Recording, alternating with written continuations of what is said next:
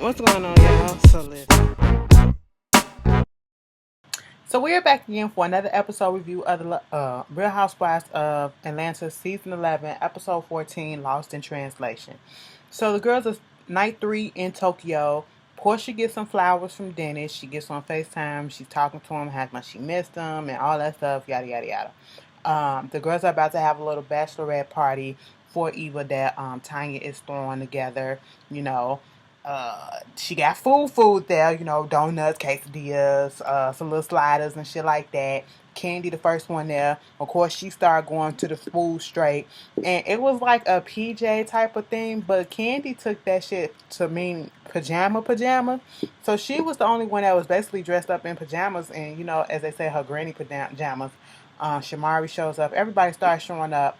Portia shows up, gives Candy a little hug, whatever. Start talking about how, Dennis called, and Dennis was the one that told Paul, which is Tanya's man, and he wasn't supposed to tell nobody, and telling Paul that he gonna marry her and all that stuff, and Candy's still talking about the relationship and how, at first she didn't know what it was gonna be, but they got a whole ass family, and she okay with it. I said, okay, that's cool. Nene shows up at 9:27. She's the last one to get there. Eva said her grandfather hasn't passed away yet. But so when she gets from Tokyo, she's going straight to LA so that, she can be with him in his last moments. Hopefully, she can catch it before, anything drastic happens. Nene shows up at 9:27, and you can just see the stank look on her face. And my whole thing is this. I understand that everybody got something going on, and you might I'm not here for. You can be supportive to somebody, but you can also just call and be like, I'm not going to be able to make it because I'm just not in the best mood, and I don't want to ruin the festivities of the night. Or just say you're not feeling well, even if it's a lie or not. If you don't want to show up, just say that. I would rather you say something to that fact than to show up with this energy that is so negative and so down. You're still upset at Tanya, and I'm like, why are you letting this bitch affect you the way that you are? Bitch, when Tanya said in that goddamn confessional, she ain't said nothing to me. I mean, you can't move your face when you can't show any expressions when you can't move your face. I said, bitch, okay, Tanya, I see you. That was a little old shade, but okay. When Tanya told Marlo, these some Dolce glasses, she was like, no, them ain't Dolce, those are Noche. Okay. But Nene was all up in her feelings, and Tanya comes in trying to be all bubbly, trying to offer her a drink. She don't even say nothing to her. And I'm like, girl, get over it. I don't care what the issue was. This ain't even fucking about you right now.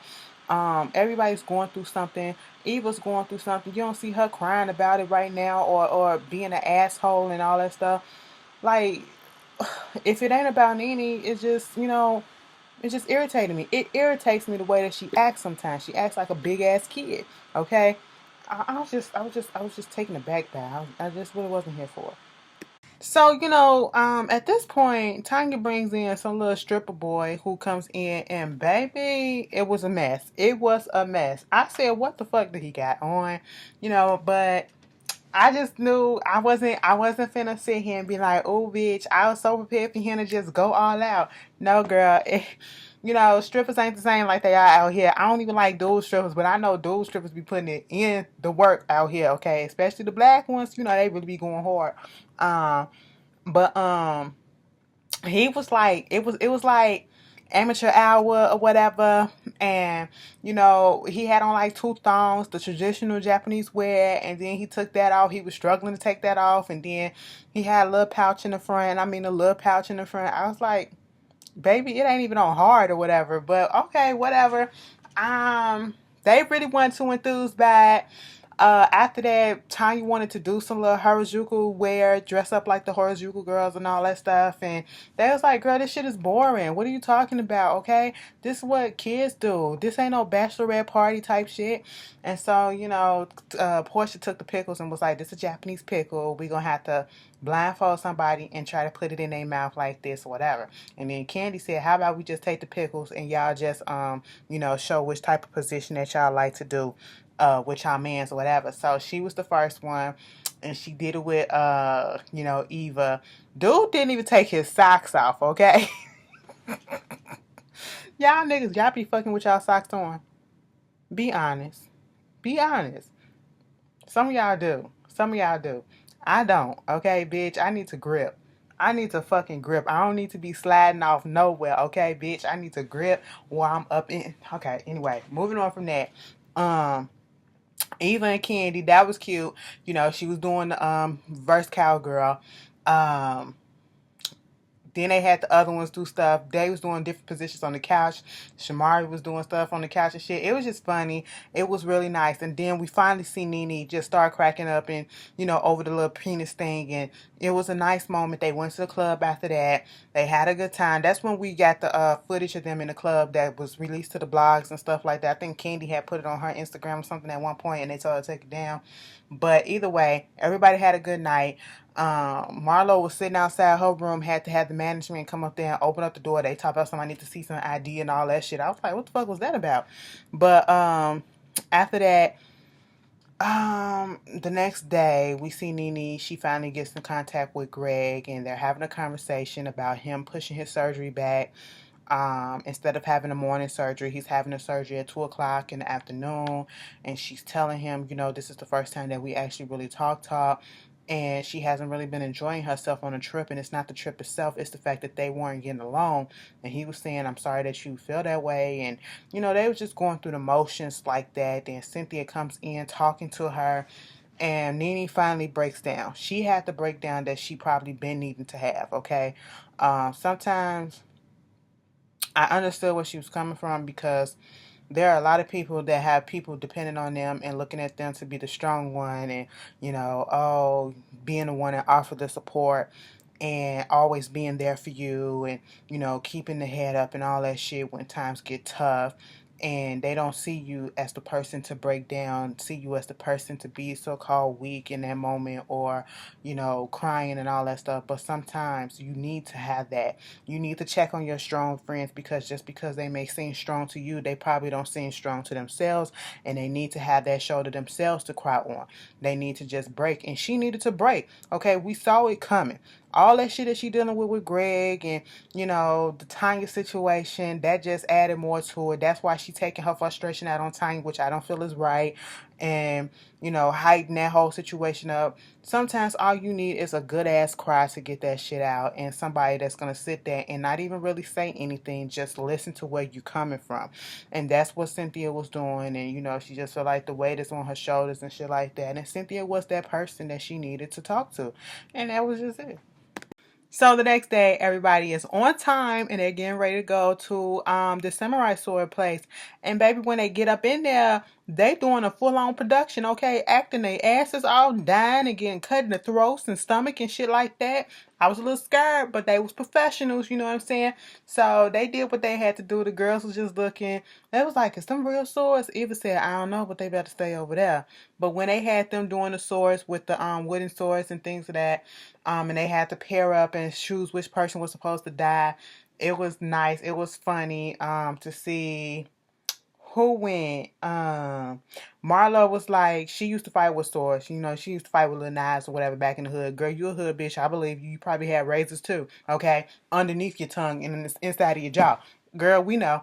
Moving on, you had Candy. She died. She said she giving you her best Joan Crawford and all that stuff. She did do a dramatic when Nene and Portia did her thing together. And Dee did that. And then the professionals, Portia was like, die, you edgeless bitch. You know how they be doing. If you ain't never seen a Chinese or Japanese movie that was dubbed over and you hear the English dub and then you see them talking and their mouth is still moving like this and the words is already done, girl, that's so old school. That is so old school. But that was funny to me. And, Tanya wouldn't die, so she was faking it all or whatever. But eventually, everybody just had a good time. And I do love these moments when they're funny. And Shamari's little thing, when she was doing it, the effects and stuff, it's funny, okay? They just had a good, nice time. So, Nene was up in her room, and Eva comes in there, and she got the girls all kimonos made earlier. And Nene was in the process of packing her bags or whatever, and they get a ring of the doorbell, and it was the front desk people that was bringing up some flowers for Nene, and it was from Greg. She read the note, and she instantly had another breakdown, and it's all combination of all the stuff that's been going on. Like, she really going through the shit. Okay, I get it, and it's nice to see a softer side, I would say, of Nene, not trying to be that shady bitch, trying to be that bitch, but somebody showing real feelings, real emotions that she's going through something and she just don't have it all together. She said Greg is the only one that can make her piss her off and make her smile at the same time. And, going through their whole history, they've been through a whole lot. And, she wanted to be there by herself to just cry, whatever. Eva was there for her, but she told Eva, she just needed some time to herself. And Eva let her do that. I'm surprised she did kind of break down in front of Eva or whatever, but, you know. So it's the last night. They're going out for dinner, and everybody's in a little mood, and they're looking good. Some of them got their kimonos on. They get to the dinner, and they're drinking 24 karat gold and all this other shit. They fancy up in that bitch, but they started doing this thing of going around and saying their highs and lows. So at first, Cynthia said her highs and lows. One of her lows was her best friend leaving, which is Noelle, but she got Mike. Is his name Mike Hill? No, Chris Hill or whatever the fuck. She got her shit going on over there with that. Candy started speaking on the fact that, she wanted to have a baby. They was looking into surrogacy and things of that, and how Riley really wasn't here for them having another kid. But then she also got her businesses that's booming and popping, and she's opening them up left and right. Portia, she said she really not paying attention to any lows, not trying to have any lows, and her high is the fact that she's having this baby with Dennis, and they was just saying how he has put a change in her and seen her a little bit more happy and all that. And she just said at one point she had made it up in her mind that the baby thing just wasn't going to happen for her, and look what happened. And the whole time Portia was speaking, I don't know if this was edited, because you never know with Bravo, they edit shit a lot. Candy was just sitting there like, she just had this certain look on her face like she was about to say something fucked up. But she said, let me say this. And then it went on commercial. I said, girl, what you about to say? But what Candy actually had to say, they set it up to make it seem like she gonna say something bad, but she actually had something nice to say. She, apologized for the things that she said about Dennis and her misconceptions of him and of their whole relationship, and said when she finally got to meet him and to see the way that you feel about him and how he's been treating you, and finally getting to meet him and he was being so nice to her, she felt real shitty about it. And I feel like that was really big of Candy to do some shit like that.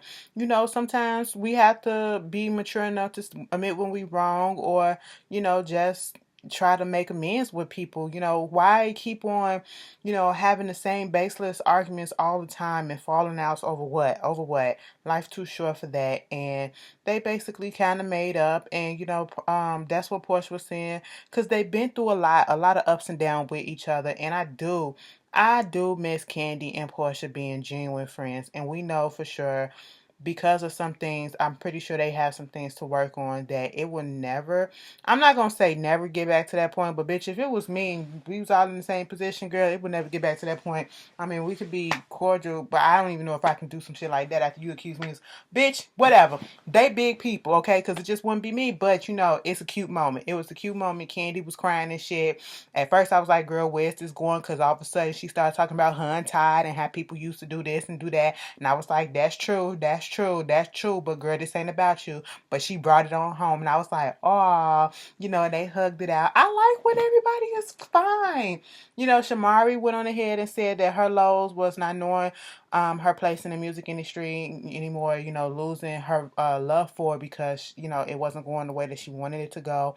Her high was having her kids, and then finding the love for her music again, and her and Mari and Me coming out with a new album. Let me see them shoulders bouncing. Second verse.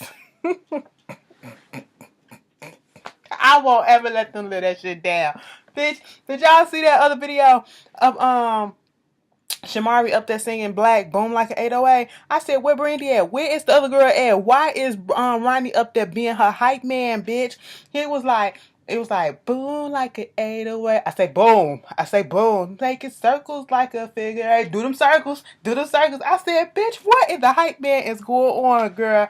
It was a mess, but it was funny and cute at the same time.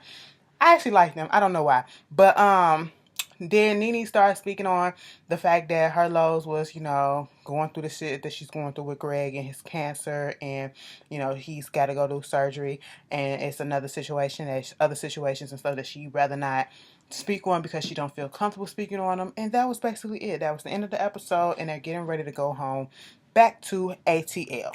Yeah, it was the end of the Japanese trip, end of the episode.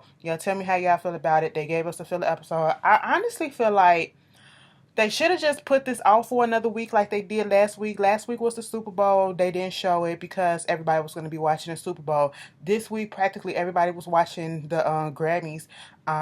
You see, I didn't watch it on time because I switched it up this time, because usually I'll go ahead and watch Real Housewives. But maybe they need to just do it like that, and just, so that they can get their ratings and their viewership in, okay? Because, I don't know. But anyway, y'all tell me how y'all feel about it, and I'll see y'all later. Peace.